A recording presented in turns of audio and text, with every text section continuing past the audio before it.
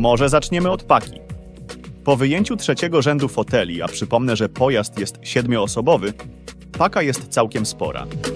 Nie ma żadnego problemu z przewiezieniem nawet 2-metrowego materaca na łóżko, o rowerze nawet nie wspominając. Mieści się tu naprawdę sporo. Dodatkowo można sobie lekko upgrade'ować tę przestrzeń, na przykład siatkami na rzep, co pozwoli dostarczyć delikatne przedmioty w jednym kawałku. Powierzchni rzepolubnych jest tu całe mnóstwo. Podłoga, ściany boczne oraz tył foteli nadają się do tego celu wyśmienicie.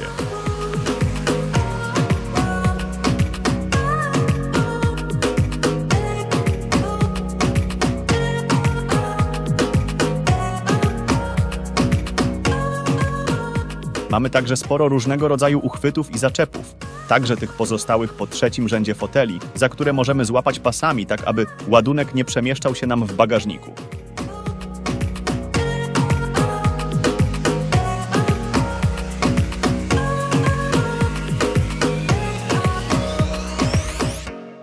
Co do swoistego must-have bagażnika, nie możemy zapomnieć o lewarku i dojazdówce, których niestety nie dostajemy w komplecie.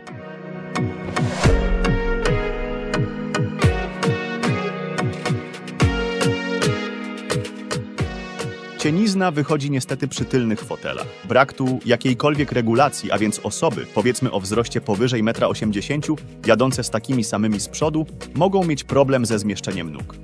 Należy wiedzieć, iż tylko kierowca ma możliwość regulacji fotela w pionie. Całe szczęście składanie tylnej kanapy, a co za tym idzie powiększenie rozmiaru bagażnika, jest banalnie proste.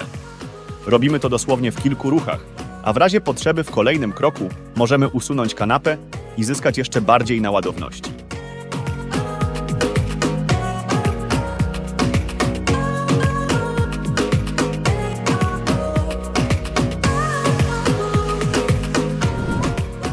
Kolejną irytującą rzeczą jest sposób działania nawiewu. Otóż działa on tylko tak, jak pokazano na rysunku sterownika. Jeśli ustawimy nawiew na twarz, nie ma mowy, żeby jednocześnie, choć troszeczkę dmuchało nam na nogi. I analogicznie, jeśli dmucha na szybę, to tylko na nią. Na próżno czekać na choćby lekki powiew na wprost.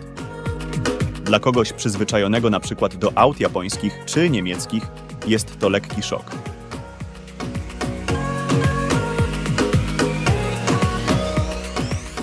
Jeszcze więcej osobliwości mamy przy kratkach nawiewu. Z pełną przepuszczalnością działają one właściwie tylko na wprost. Jeśli chcemy skierować powietrze maksymalnie w swoją stronę, zamykamy nawiew. Jeśli zaś przyszłoby nam do głowy, aby podzielić się powietrzem z sąsiadem, możemy dojechać tylko do środka i jak już wspomniano, bez żadnych przeszkód, ale wieje na wprost. Cóż za dziwaczne rozwiązanie.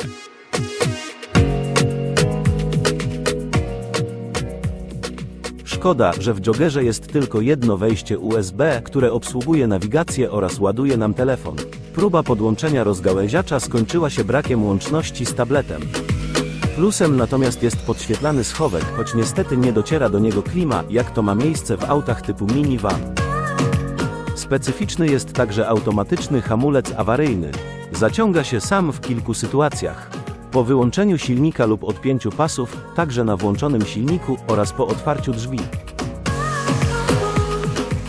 Podsumowując, Dacia niczego nie udaje. Nie jest to auto naśladujące Volvo czy Renault.